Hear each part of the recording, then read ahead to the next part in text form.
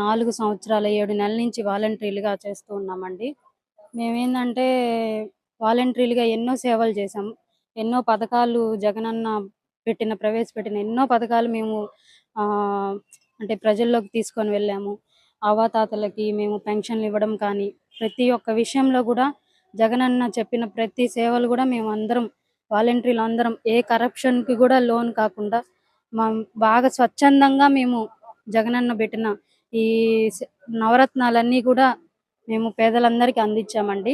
కాకపోతే ఇక్కడ పడుగుపాడు గ్రామ పంచాయతీ తరపున 62 మంది వాలంటీర్లు స్వచ్ఛందంగా మేము రాజీనామా చేయడం జరిగింది.